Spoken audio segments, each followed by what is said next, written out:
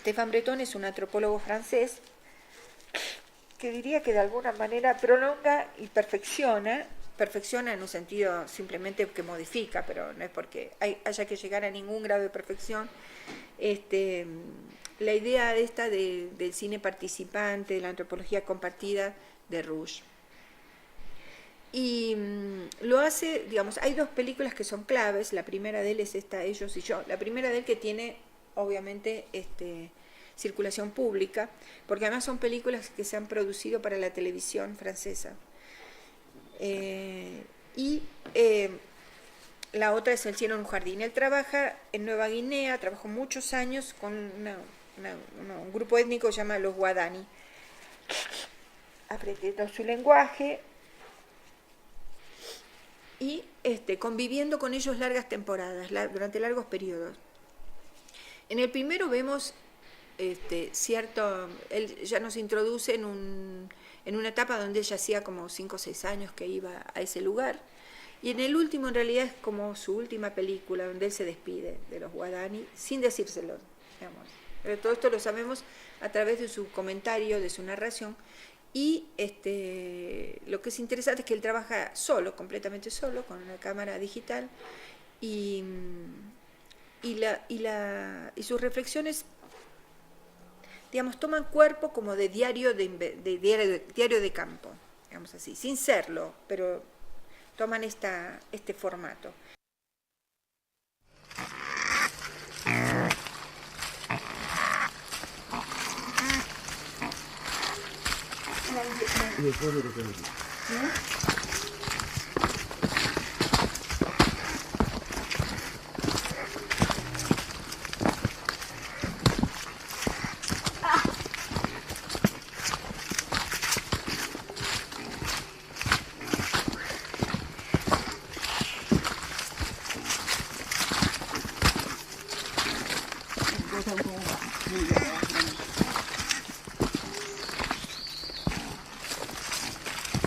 Ce chemin, ça fait des années que je le prends.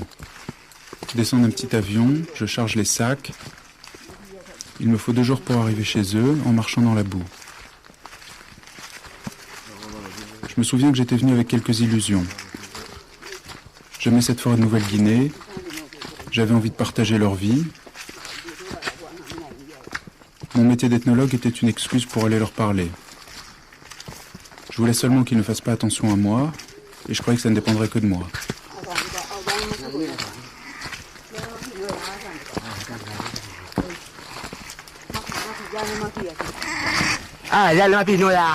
Ge, jani mapinoya, ge, miyaginde. Aba, maitame.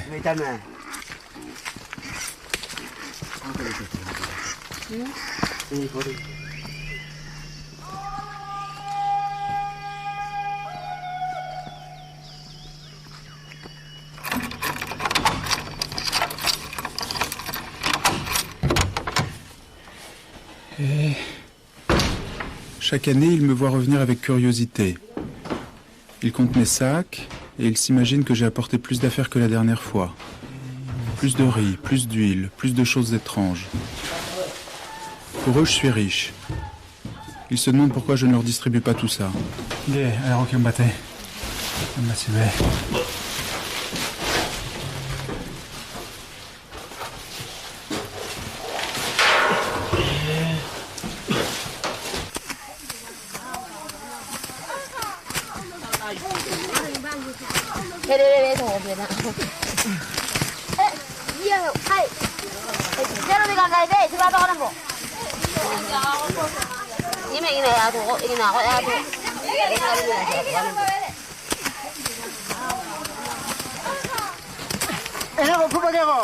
Ah oui.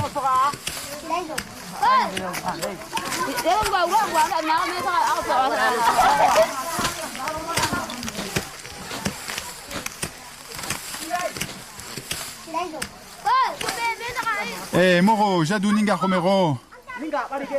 Dave Balige.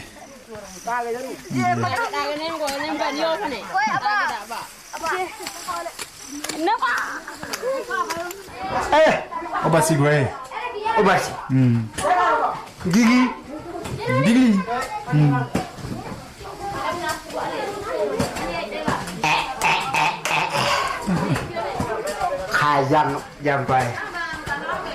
J'ai construit cette maison à l'écart, avec des planches et des clous, à la manière de chez moi. J'espérais qu'il se pose la question que je me pose sans cesse. Qu'est-ce que c'est? Qu'est-ce qu'il y a là-dedans? Oh, bilahem bateau. Oui. Bilahem bateau. Il a un bateau. Yeah. Aïe, aïe, aïe, aïe, aïe. S'ils s'intéressent à ma maison, peut-être qu'ils s'intéresseront à moi et qu'ils accepteront que je m'intéresse à eux. Ah bah. Ah bah. Oh là, oh, oh. Yeah. Hein? Yeah. Eroyo. Khamungo Tara. Aba. Jora. Ambalagi Mara. Aba.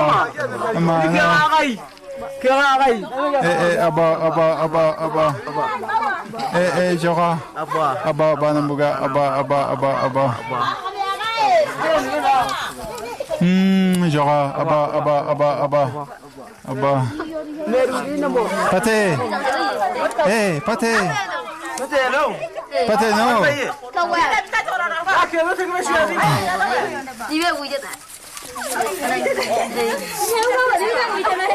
Aba. Mewe.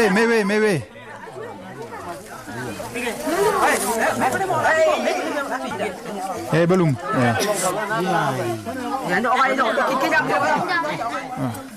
Entar bata. Ame. Evitem besoro tau. Ya. Bala. Benar Kapitan? Dan bapak-bapak itu sedikit Kasnaki bilang begitu. Mato. Tuan. Milonge. Dan pemuda-pemuda yang besar-besar itu. Kame. Api Kaponi. Mana pasang ini? Ini kau coba pakai ini lah. Ya. Ini aku ini. Mini pas. Wah, nak kasih bukan? Kiamera. Ya. Orang ada kiamera. Mano. Derek. Aba. Nakame. Aba, amano. Endro bala.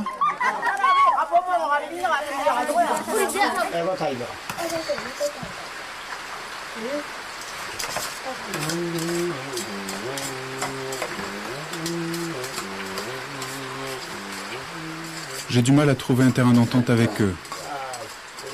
Quand je descends dans les jardins, ils croient que je leur demande de la nourriture. Je vis à côté d'eux, mais nous partageons peu de choses.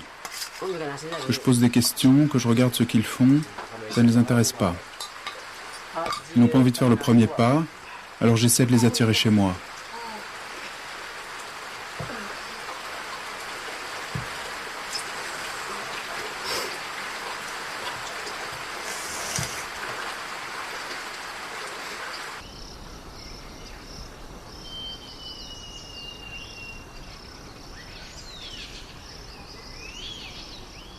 Au début, ils ne voulaient pas de moi. Ils disaient qu'il n'y avait pas grand-chose à manger, que je me lasserais. Ils ont fini par accepter que je m'installe à l'écart du hameau, pour ne pas les gêner, mais ils ne pensaient pas que c'était pour longtemps. Avec les années, ils m'ont fait meilleur accueil. Mais ils se demandent toujours si je ne reviens pas du pays des morts. Ils ne comprennent pas ce que je suis venu faire, pourquoi je veux apprendre leur langue, pourquoi je passe mon temps à les regarder. Ils disent que cette caméra est mon arc.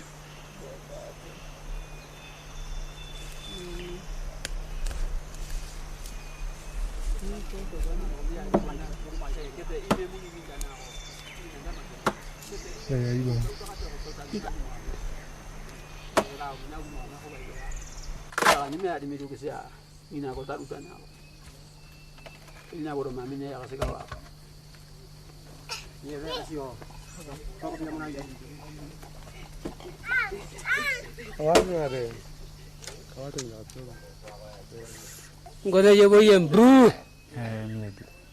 Gona je boy ni na. Meta utoro. Wah, ndiri. Edo arotoro genda rotao.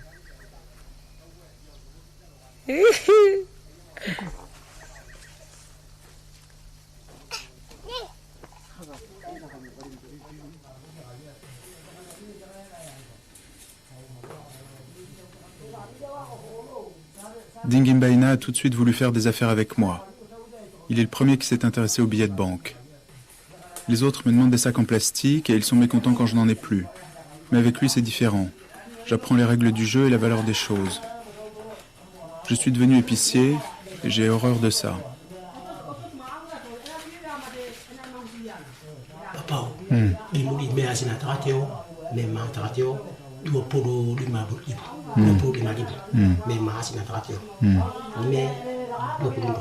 Maitoro. Maitoro.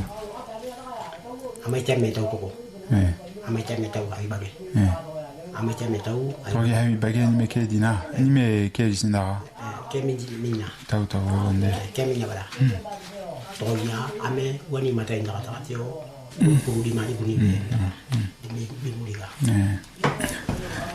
Mate aba.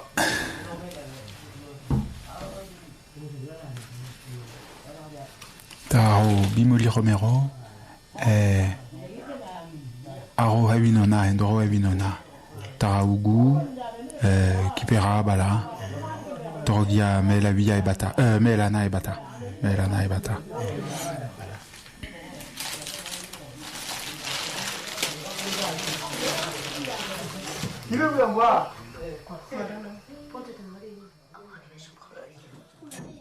Pero en realidad, más que nada, nos sirve un poco para ver, bueno, no solamente sus habilidades con la cámara, que son increíbles, sino también, digamos, todo lo que él se cuestiona, ¿no? Todo lo que pone en juego y de qué manera, digamos, está presente esta autorreflexividad. No solamente él relata un poco lo que observa, intenta capturar un poco la lógica de esas culturas, sino que también, digamos, se pone en acto, digamos, y nos informa todo, justamente todo su pensamiento, sus límites también, las dificultades de su relación, hasta dónde llega su comprensión del otro, ¿no? Una de las cosas que a mí más me interesa es cómo él filma esta transacción económica con las personas, que generalmente los antropólogos tenemos horror de pagarle a las personas, siempre decimos, no puede haber dinero en nuestra relación, digamos, y de qué manera, bueno, él les está pidiendo un trabajo que es que le limpian el jardín y obviamente lo paga como tal, pero de todas maneras estas cosas en general, ni siquiera muchas veces en las etnografías aparece explicitada estas cosas, ¿no? Estos elementos, y la cámara lo hace de una manera cuasi natural, pero obviamente que hay una intencionalidad por parte de él de que esto sí se muestre.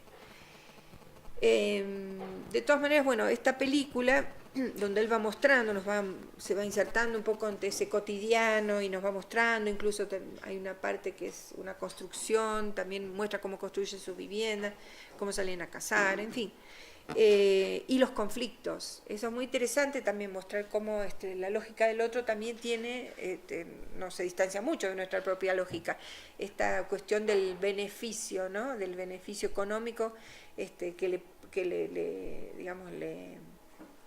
le aporta al otro a partir de que le propone un negocio, llamémosle, ¿no? A mí me vendes a tanto, al otro a tanto, es decir, como todo eso también está presente en esos grupos, por muy aislados que vivan, que no es que son tan aislados, porque de hecho conocen la moneda, conocen el valor de la moneda, pero a él le sirve para esto. Hay otra escena muy interesante donde le pide esto, que le dé tal valor en caracoles, que es, muchas de las transacciones entre ellos son en caracoles. Y bueno, también es muy interesante porque en un momento dado él siente que le está engañando con el tema del valor que le da, de los caracoles que le da como valor de algo. Bueno, en fin, la película es bastante compleja y está llena de elementos que nos sirven para entender de qué manera uno, por aproximación, por gestos cotidianos, por muchas veces intuición y tanteos, va llegando a la información. En ese sentido realmente es una lección de antropología. Bueno, él hizo esta película, hizo la siguiente en el año 2003, o sea, 2 años después, y finalmente decide alejarse de ese terreno. Para él está como agotado. Sé que escribió un libro sobre el tema, no lo he leído. Es un libro que no trabaja desde la antropología visual, sino desde la antropología más clásica, digamos, de resultados de sus 7 años, creo que pasó con los Guadani. Y decide filmar su propia tribu. Entonces él vuelve, digamos, decide ir con su cámara a su entorno cotidiano. Yo les voy a mostrar un extracto donde él, a partir de su que está en francés, pero dice más o menos esto: nuestro mundo tiene que deshacerse de una parte de sí porque si no desborda, no puede evitar fabricar su opuesto. Pero donde terminan los desechos debe haber otro mundo, un agujero. En tu hogar no hay tacho de basura. Es decir, cuando él inventa una figura ficcional que es como, en su relato, que es como dirigirse a alguien, a algún amigo, y que, digamos, ese amigo es alguien lejano. Él le habla de alguna manera a los Guadani. Dice, se tiran las cosas por la puerta y desaparecen enseguida. Hay separación, pero es entre el mundo de los vivos y de los muertos, no entre el mundo de las cosas y de los restos. En tanto aquí son los desechos que tomaron el lugar del más allá. Más o menos eso dice.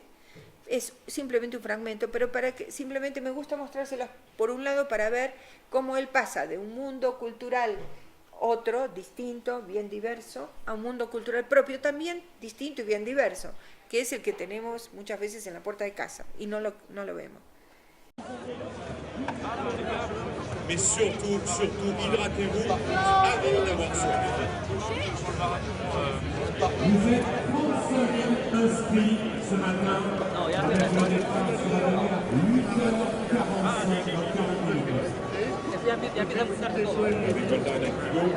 Bougez, redevient un plaisir. Je suis avec des associations qui ont de l'envoi.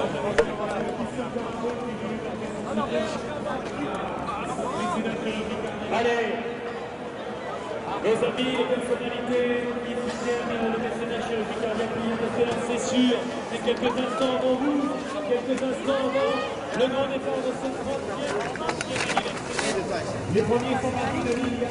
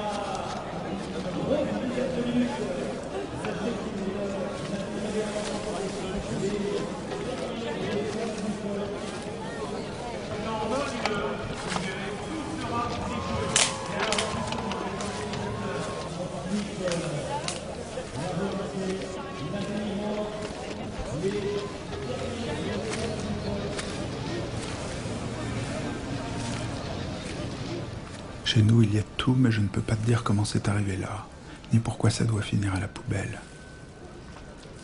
Notre monde doit se défaire d'une partie de lui-même, sinon il déborde.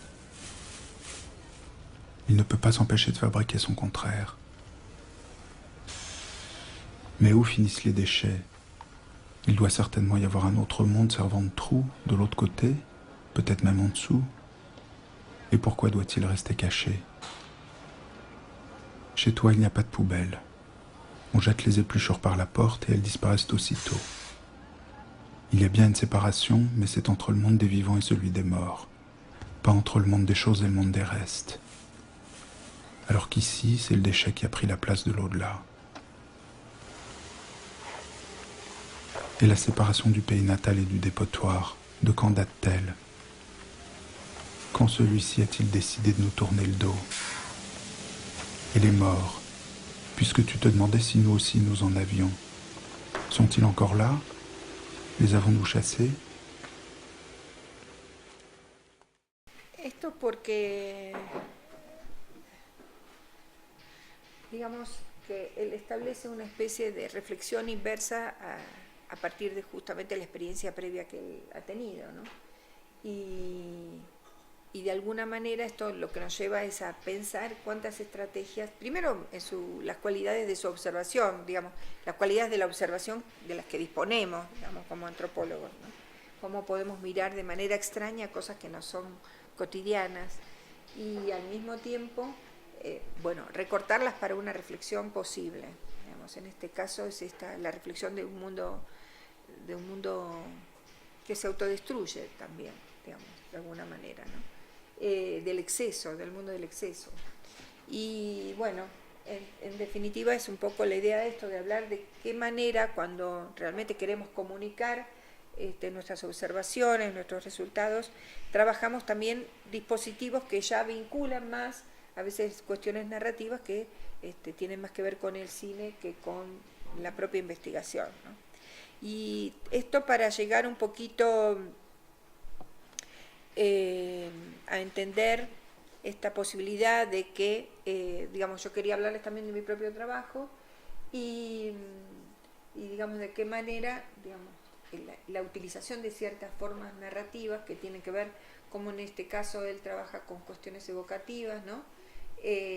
Para hablar de cosas que son simplemente preguntas, ¿no? Cosas que no terminamos de comprender y que no podemos explicar también. Y aquí también eso es la condición que ya, digamos, de alguna manera anticipada por Rouge, de manera mucho más evidente y rica también, y que digamos que podemos todo el tiempo revisar, es que nosotros nos acercamos parcialmente a los sujetos. Y ahí aparece esta imposibilidad de la representación, o por lo menos de representarlo todo, ¿no? Y de cuestionarnos entonces qué hacemos si trabajamos sobre lo que es mostrable o lo que es no mostrable.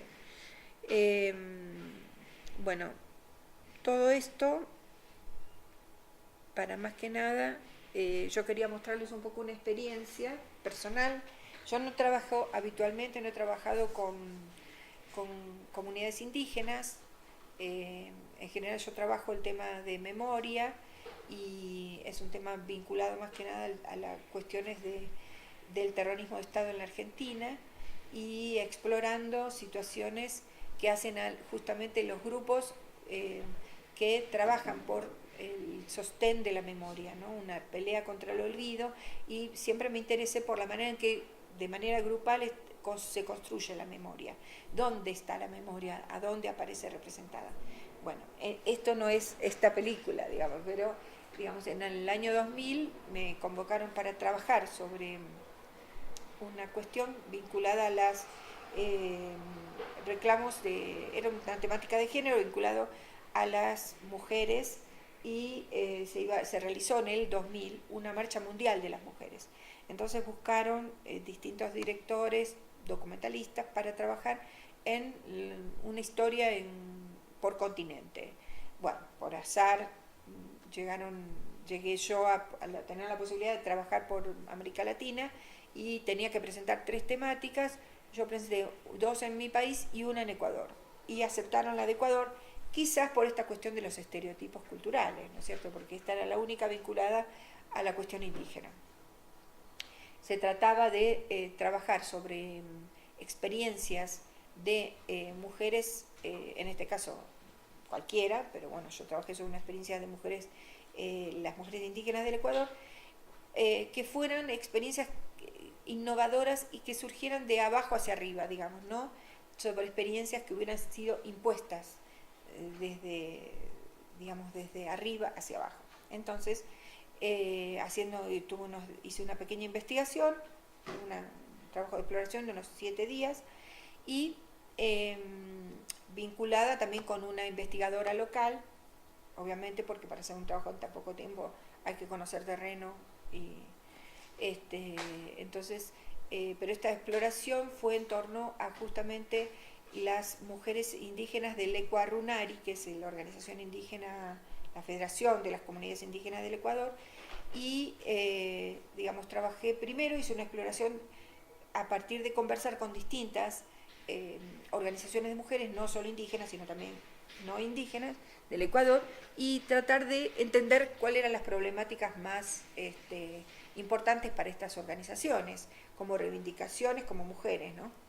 Bueno, brevemente yo llegué a descubrir que hay una escuela, que ellas fundaron una escuela de mujeres líderes comunitarias, ¿no?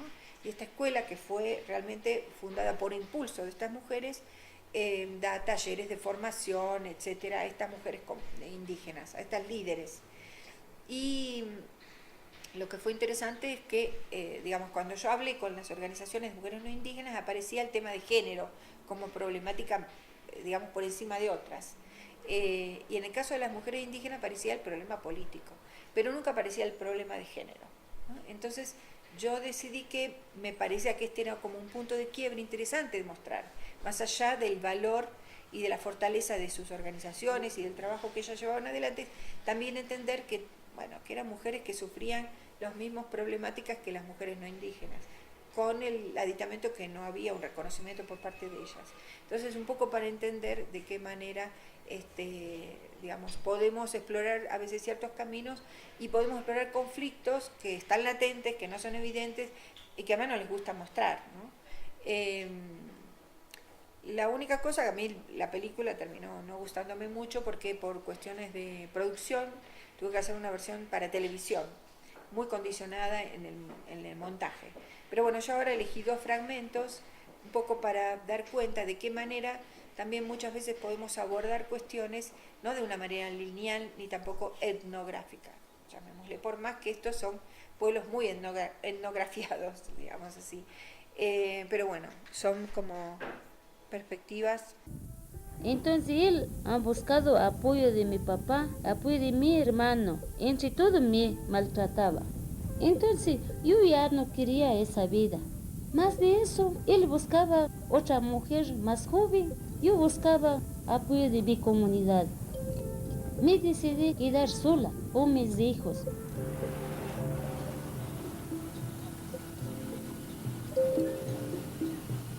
Si mi papá no nos quería poner en la escuela, decían que a las mujeres a lo mucho tenemos que entrar hasta un segundo grado, hasta que sepamos la firma y nada más, pero a la edad de 7 años me puso en un jardín de infantes.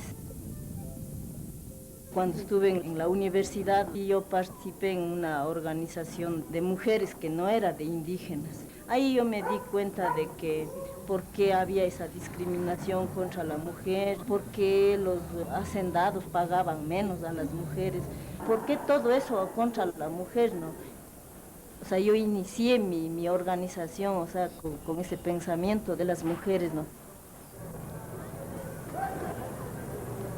Las organizaciones campesinas, organizaciones indígenas tenían sus escuelas de formación de líderes, de hombres y mujeres, pero en ese entonces no participaban las mujeres. Nos hemos preguntado que por qué no participan las compañeras y nos decían de que los compañeros ya están avanzados más. Viendo todo eso se vio la necesidad en el 1996 crear esta escuela de formación de líderes. Ricardo Ulcuango del Ecuarunari dio toda la prioridad para que esta escuela avance.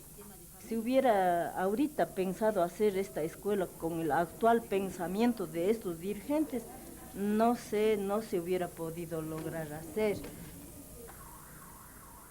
Y el otro momento es el momento del taller, donde, bueno, esto fue filmado en las oficinas de ellas en Quito, y donde ya se anticipan un poco las limitaciones y las relaciones de conflicto con la dirigencia, digamos, con los hombres de la dirigencia del Ecuador. Y aquí, digamos, aparecen cuestiones que tienen que ver más con, no solamente con la relación con los dirigentes, sino la relación al interior de sus propias vidas, digamos, al interior de sus propias casas. Este es el taller de género que ellas, digamos, hacían, ¿no? Cada cual tiene diferentes tipos de experiencias y es muy rico. Eso nos ayuda a fortalecer y a ver de que no soy solo yo la única que estoy peleando, pataleando para salir adelante, sino que nos vemos entre todas, decimos, la compañera también ha tenido problemas, pero la compañera ha sido tan valiente, ha salido adelante. O sea, tiene la palabra la compañera. En primer lugar, compañeras, es lindo estar contando las experiencias. Vemos las caras, conocemos hace 1 año, 2 años, pero no sabemos realmente cuáles son las vidas reales de cada mujer o cada dirigente de cada provincia, o qué cargos llevamos o qué pensamos, ¿no? Bueno, yo me casé tan joven, ama de casa, luego dirigente, y estar estudiando y salir así es bastante, pero uno si sabe llevar o sabe coordinar o ver los tiempos, sí se puede llevar de todas maneras. Bueno, aquí está mi esposo, él me ha ayudado colaborando, me ha enseñado muchas cosas. Como él es profesional, ahorita es doctor, entonces me ha ayudado bastante. ¿Cómo se siente usted como diputado apoyada por su esposa, compañero? De que depende de la pareja, ¿no es cierto? Si es que igualmente uno permite, apoya, motiva, entonces la mujer puede avanzar. Si es que nosotros nos cerramos y decimos que solamente tiene que estar en la casa, entonces la mujer no sale adelante, no surge. Igual toca cumplir responsabilidades, ¿no es cierto?, de padre, toca cumplir responsabilidades de líder, de dirigente. En el año 1983 fundamos una organización llamada Dolores Cacuango en nuestra zona y formamos una directiva central. Yo no sabía ni quién era, cómo me llamaba, ni en dónde estoy. En el 94 que yo regresaba de Panamá, mi marido no quiso recibir a mí, no quiso dar puesta a mí. Me dijo que otra mujer más linda yo tengo, anda nomás. Yo no necesito, así me ha dicho. ¿Cuántos pisas? ¿Cuántos? Hasta soy operada del maltrato de mi esposo. 10 años de matrimonio junto, pero yo me ha perdido hasta un letra, 2 letras que yo sabía leer y escribir, hasta eso me ha olvidado. Y sí se apoyan con los compañeros así, pero solo en teoría. Hace 1 año me eligieron de dirigente provincial de las mujeres, pero yo también participé en la organización de las mujeres de la zona. Nosotros formamos así grupos de mujeres bien arrancadas, algunos como dice, y hemos logrado disminuir el alcoholismo. Ahora es menos, el hombre que más toma, ahora toma 3 días, ya no 1 mes. A pesar que ha trabajado cuántos años en dirigente, todas esas cosas, mi papá me puso al contra, que ya me mandó sacando hasta de la casa, que usted viene con otra mentalidad. No es tan fácil que los dirigentes dicen, bueno, esta mujer está ganando espacio y apoyemos a ella, sino que los dirigentes también tratan de oprimir a las mujeres, porque dicen, no, pues ella como mujer, ¿por qué tiene que salir adelante? Y yo no he ganado ese espacio. A la mujer, cuando va a algún curso, no dice, esta mujer necesitará algo, necesitará apoyo moral, sino dice, no, pues la mujer buscará la manera de cómo irse, cómo movilizar, si tiene recursos, no tiene recursos. Pero cuando son un hombre dirigente, a ellos sí, movilización, todo el espacio que pueda. Compañeras, hasta oír los testimonios de ustedes hasta nos han hecho llorar y nos llega en el alma a todos por lo que todas hemos pasado por ese camino.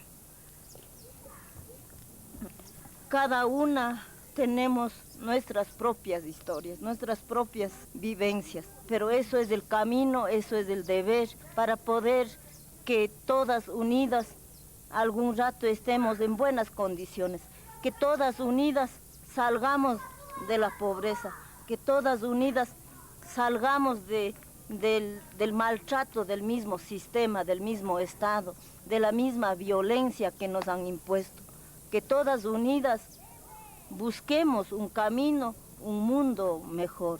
Nos vamos a darnos un aplauso. Pobre corazón entristecido, pobre corazón entristecido. Tenía algunos ejemplos más de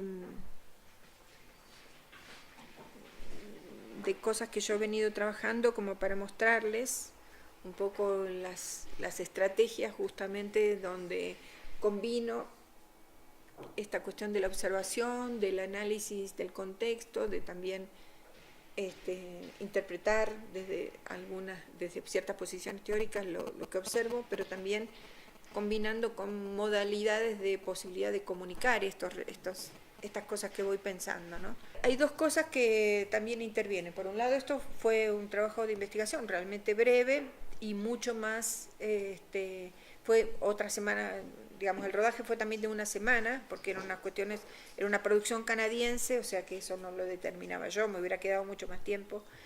De todas maneras, bueno, también a veces los límites de tiempo son interesantes porque nos obligan nos exigen más en cuanto al trabajo, a la observación, a la participación, e incluso al trabajo de los contenidos. Pero una de las cosas que me interesa es que hay muchas maneras de trabajar, hay muchas estrategias. En este caso, por ejemplo, del taller, yo estuve, digamos, la idea era justamente discutir esta problemática, pero me acuerdo bien que el día que estábamos en el rodaje del taller, para el cual habíamos salido de Quito, o sea, no era el mismo Quito, era en otro lugar, o sea, era todo un esfuerzo de producción, inclusive no solamente mío, digo, de las mujeres, pero al cual no íbamos a volver, y ese taller había comenzado por la mañana y durante toda la sesión de la mañana no pasaba nada. Y yo estaba desesperada porque digo, acá no están hablando de lo que supuestamente se iba a conversar.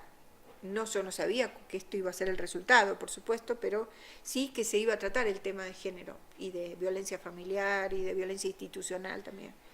Y entonces yo hablé con la coordinadora y salimos al jardín y le dije que, bueno, de alguna manera, si había alguna posibilidad que ella estimulara ese diálogo, porque, digamos, si no, digamos, todo lo que estaba pensado no iba a servir. Y finalmente, bueno, ella lo hizo. Digo, hay un nivel de intervención que muchas veces tiene que ver con la posibilidad de obtener un resultado. Digamos, esto nos pasa todo el tiempo, de todas maneras, muchas veces nosotros provocamos ciertas discusiones, ciertas temáticas para profundizar cierta información que necesitamos, no solamente con la cámara, también sin la cámara. Pero digo, muchas veces esto también es válido, quiero decir, ahí sin forzar nada, porque después simplemente fue una cosa de instalarse allí y empezar a filmar lo que estaba ocurriendo, pero hubo de mi parte, digamos, una instigación a que el tema fuera tratado. Y en este caso, bueno, hay cosas que después es el azar un poco el que va dirigiendo nuestra observación y también nuestra posibilidad de registro. Justamente aquí es una película que yo, hablando de esta cuestión del tema de la memoria, es otra pequeña, también un cortometraje que hice para una serie que era sobre fiestas populares, y en este caso era sobre la fiesta de la flor, una fiesta muy tradicional en Argentina, en una localidad que queda a 50 kilómetros de Buenos Aires, y donde en ese momento que yo iba a filmar estaba gobernada ese municipio por un represor, un tipo probadamente represor porque estaba libre y que había sido elegido por la sociedad local 2 veces intendente, o sea, una cosa tremenda para mí. De todas maneras, lo que yo voy a mostrar ahora es una escena donde yo estoy hablando con una floricultora para entender un poco la crisis del sector, y en el momento yo sabía que iba a estar este señor, pero no sabía ni cuándo ni cómo, y bueno, y el azar hizo su juego, ¿no? Donde apareció este sujeto reporteado por un periodista, y por suerte, porque además yo sabía que no lo iba a entrevistar, digamos, yo sentía demasiado rechazo por el personaje, pero bueno, y que me permitió después como instalarlo en el relato, y instalar un poco justamente la dureza de su posición y, digamos, bueno, les voy a mostrar y después hablamos, pero esto más que nada se refiere a de qué manera muchas veces el azar interviene en una investigación, pero también en nuestros registros, de manera de manera beneficiosa para nosotros. Ahora, ¿qué pasa? Si nosotros no estamos, digamos, lo que tenemos que tener es bien trabajado hacia dónde queremos, hacia dónde estamos trabajando, hacia dónde estamos yendo, porque si no tenemos ese contexto, nuestra percepción no va a estar alerta ni atenta a situaciones que puedan producirse y que generalmente se producen por única vez, ¿no? Muchas de ellas, otras no. ¿Vemos nuestra estrella? Vemos nuestra estrella. Todos los años se crea una flor para lucirse en esta fiesta. Sé que la estrella de este año es la rosa poncho, pero también sé que desde hace 8 años hay en Escobar otra estrella, Patti, un ex comisario policial acusado de violaciones a los derechos humanos, que como muchos otros en este país se transformó en político. Los escobarenses lo eligieron 2 veces su intendente. Muy bien. ¿Está bien en serio? Bueno, debe estar bien. Somos segunda fuerza de la provincia de Buenos Aires, un partido sin dinero, con pocos recursos, con ¿Por qué dice vecinos. que son la segunda fuerza? Porque sacamos más votos que la primera. Pero igual sacaron el 60% de los votos, ¿o no? ¿Cómo? Que sacaron el 60% de los votos acá en... Hablo de la provincia de Buenos Aires. En Escobar se sacó el 65% y un buen intendente que va a hacer una buena gestión como Ciro González. ¿Usted dice que el otro 40% es la gente que tiene memoria todavía? Bueno, en realidad los que tienen memoria son los que miran para adelante. No hay que olvidar, pero también hay que mirar para adelante porque si no se pierde mucho tiempo y no vamos a beneficiar sobre todo a los más pobres y a los que más necesitan. Perfecto, nosotros no veníamos a hacer leña del árbol caído, ya sabemos. ¿Quién es el árbol caído? Y usted es el árbol caído. No, mi amigo. La memoria es mirar para adelante, dice Patti. Su mirada glacial me estremece. Es que mirar para atrás significa mirar las muertes. Realmente, bueno, una figura siniestra. Hoy está preso este hombre, por suerte, fue juzgado y está preso. Pero en ese momento fue muy interesante cómo aparece la posibilidad de que él haga su definición en realidad sobre la cuestión de la memoria, ¿no? Y en realidad todo el corto gira en torno a esta problemática, porque también es una zona donde, digamos, además hubo gente que desapareció y, digamos, y él directamente fue responsable del asesinato de ciertas personas en ese partido.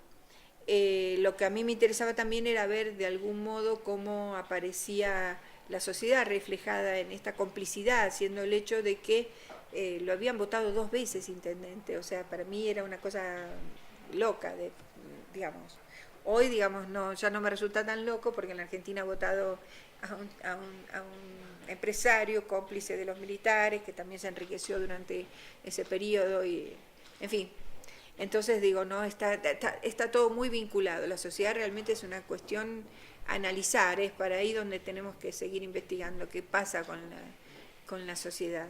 Pero en ese momento algunas cosas que me interesaron, que era por un lado esta posibilidad de captura inmediata de una situación de entrevista que yo no hubiera hecho, ¿no?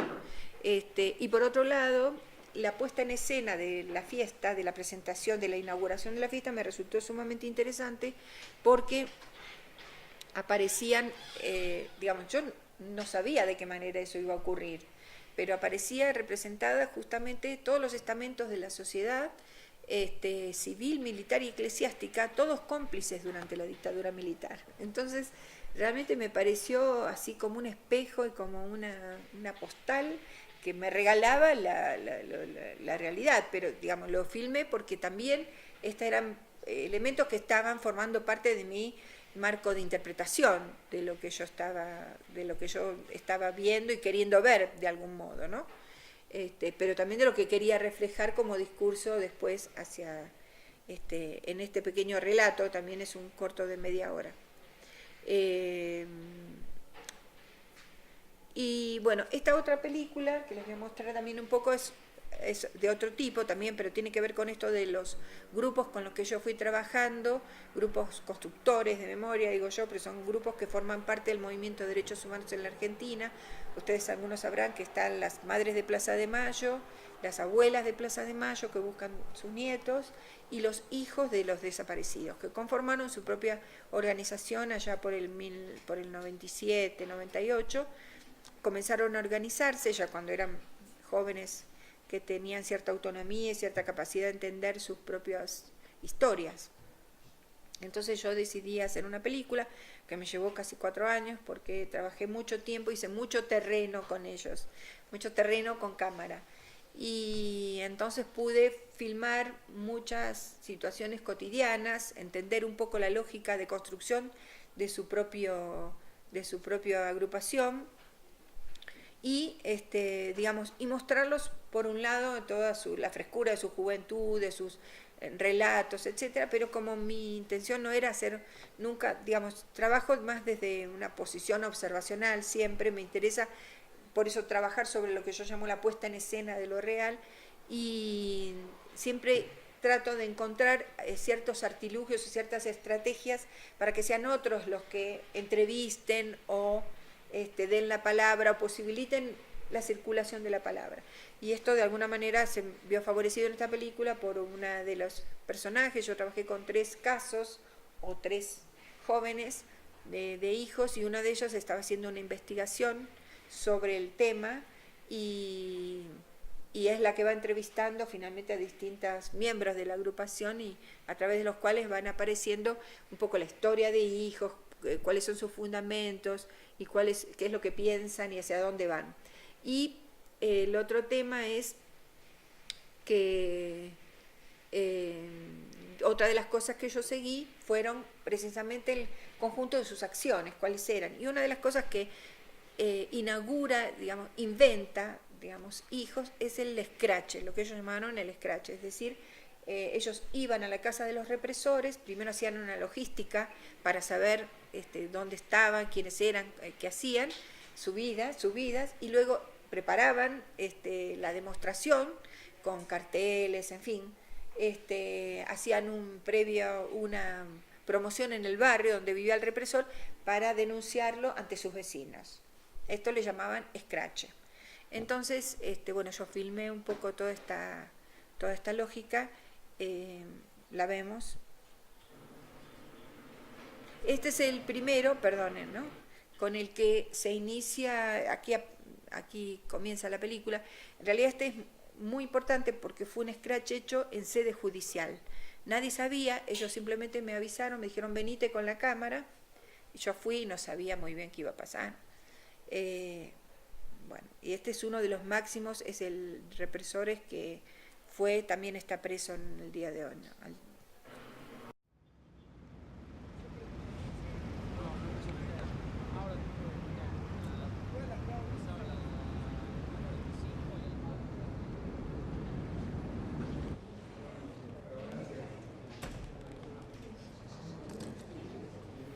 Estos son los hijos. Este es el represor.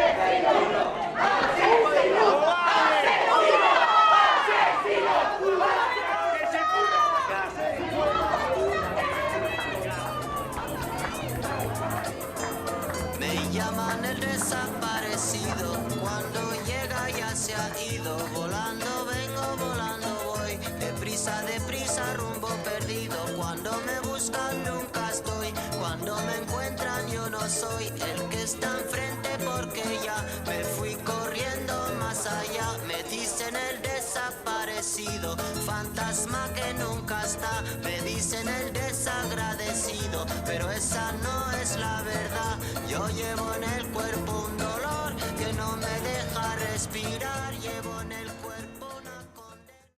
Bueno, la música la puse porque era una música que ellos siempre usaban. Bueno, esto es el primer scratch que fue, bueno, el scratch con el que inicia la película realmente fue muy fuerte. Obviamente si ellos hubieran pedido autorización para hacerlo, no se lo hubieran dado. Y estaba del otro lado toda la prensa internacional, nacional, o sea que realmente fue muy importante lo que hicieron como acción. Bueno, y esta es la otra parte donde acá vemos un poco todo el proceso de elaboración, las distintas partes que lleva. Che, ¿tienen soda cáustica eso? Se puede pasar la cal al tacho grande. Bien. Vamos. ¿Listo? ¿Quieres llevar eso? Diego, ¿no había que llevar esto también?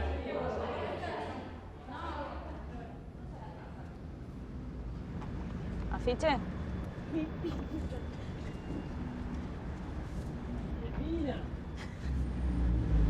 Boludo, esa esquina está buenísima.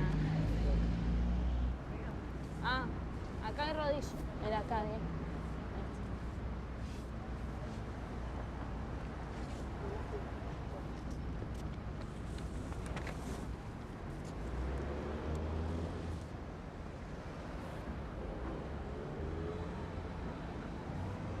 Vamos uno de cada vereda.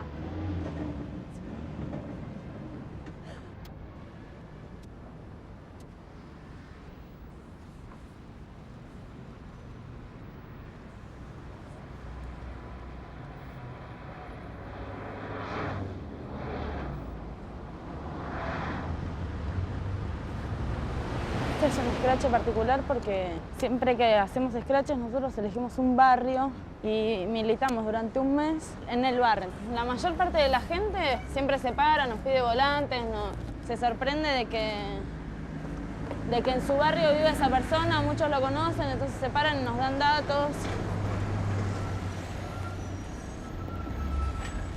En general la gente participa del scratch. ¿Y los medios tienen interés en los scratches? Pero el tema es que los medios solo levantan los scratches cuando hay represión. ¿Cuánta gente llega de promedio a los scratches? Un scratch que le hicimos a Martínez de Oz fueron 2.000 personas más o menos.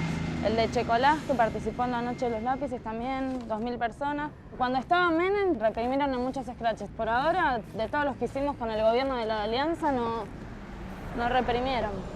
Ahora vamos a ver de Pertine, a ver qué. ¿Quién es Basilio Pertine, que lo van a escrachar? El cuñado de la Rúa, porque el tipo está involucrado en asuntos económicos. El chabón tiene empresas fue el que hizo la remodelación de la Casa Rosada. ¿Y los vecinos qué onda en los scratches? ¿Reacciona la gente del barrio? Y depende de los barrios. Por ejemplo, en el que vive Pertine, que es Recoleta y eso, la gente... Muchos son milicos o gente que colaboró, participó en la dictadura, tipo Libertador, Recoleta, o simplemente no les interesa. ¿Afuera de Buenos Aires también hacen scratches? Es que en ese momento todavía no estaban los juicios a los militares. Muchas de las personas que nombra allí ahora están en prisión. Pero en esa etapa todavía eran los 90, no era momento, no era etapa de juicio. Fue a fines de los 90, comienzos del 2000. Y el que van a escrachar es el cuñado del presidente de ese momento. Y cada 2 meses. Sí. Para preparar un scratch me imagino que es un trabajo largo, ¿no? Un mes, 2 meses antes. En el barrio, Claro, en el barrio vamos un mes antes. ¿Qué significa exactamente la palabra scratch? Porque no es de castellano. Es una palabra lunfardo. ¿Qué significa? Escrachar es sacar a la luz, fotografiar algo que está oculto, ¿no, Diego? ¿Qué más? Ampliar la definición. Un scratch es algo desagradable. ¿Se utiliza en otro ámbito, scratchar? Sí, existe. Antes de que nosotros lo utilicemos... ¿Es algo malo o escrachar algo antes, a pesar de ese scratch? Escrachar es denunciar, es fotografiar algo, o sea, es evidenciar algo. Escrachar una injusticia, por ejemplo. Claro, sí. Acá, mirá, Diego. Ah, ya sé. Lo pegamos acá.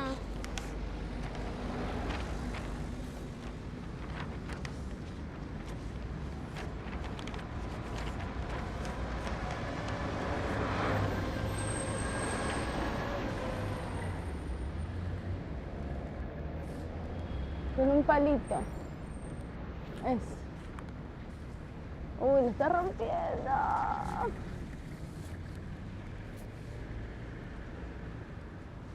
Bueno, no quedó. ¿Vas a ir al escrache? Ah, ¿Cuál es tu bueno. nombre? Emiliano. Bueno. Chao, suerte.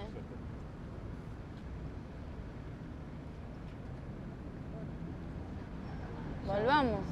¿Qué cosa? Un infeliz estafador. No, infeliz no. Infeliz. Infeliz me siento yo el domingo. ¿Cómo viene la canción? Doña Rosa, don Pachito, hoy sentimos mal olor.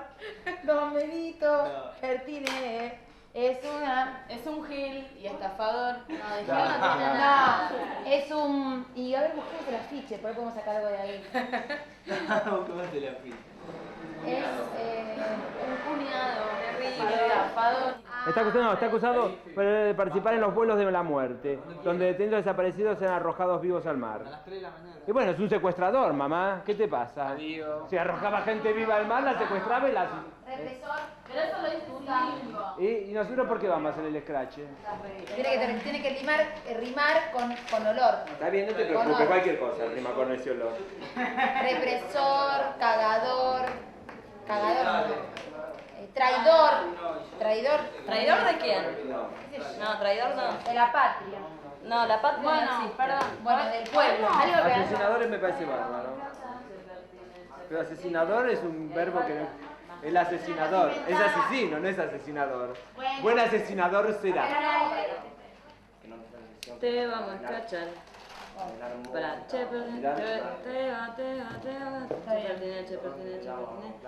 vamos a escrachar. Y sigue de nuevo lo mismo, te vamos a escrachar. Te vamos a escrachar, Chepertine. Te vamos a escrachar, Chepertine. Ah, entonces se repite esto. Se repite Le podemos sacar una línea de Teba, porque si no se hace muy largo. Te vamos a escrachar, otro gobierno y la misma impunidad. Te vamos a escrachar, Chepertine. Esto no va, este Chepertine no va. ¿Por qué? Porque no entra musicalmente, qué sé yo. ¿Dónde? No. Acá. Te vamos a escrachar, otro gobierno y la misma impunidad. Te vamos a escrachar porque no siga militar. Este Chepertine no va. Te vamos a escrachar, ni de la rúa te va a salvar del escrache popular. Te vamos a escrachar. Te vamos a escrachar. Otro gobierno y la misma impunidad. Te vamos a escrachar porque no siga militar. Te vamos a escrachar. Te vamos a escrachar. Si no hay justicia de verdad, hay escrache popular. Te vamos a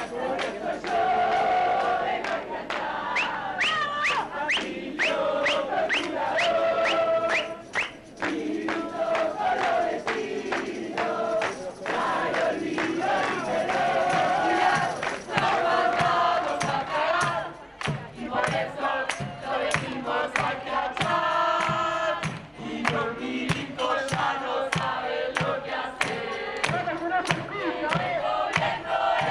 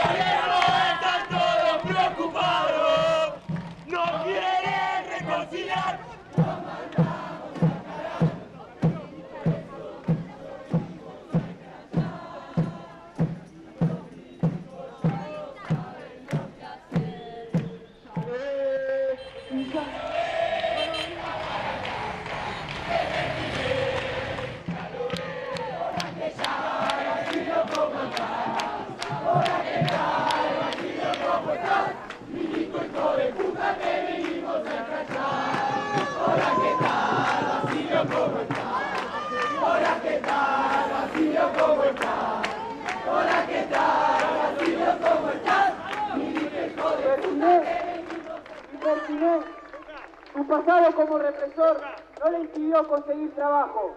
Desde que volvió a la democracia no estuvo un solo día desocupado.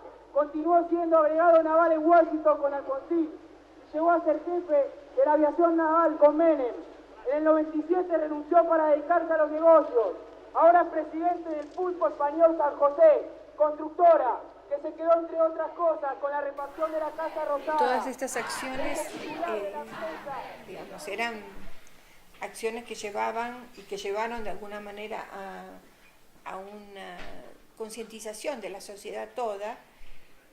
Por supuesto, no toda la sociedad aceptaba, en ese momento mucho menos, la realidad de estos hechos, digamos, las desapariciones, las torturas. Todavía en ese momento se cuestionaba el tema de los vuelos de la muerte, pero bueno, fueron acciones que permitieron ir ganando terreno en la conciencia social, y de alguna manera la idea, obviamente, de hacer una película sobre ellos tenía el propósito justamente de amplificar el conocimiento sobre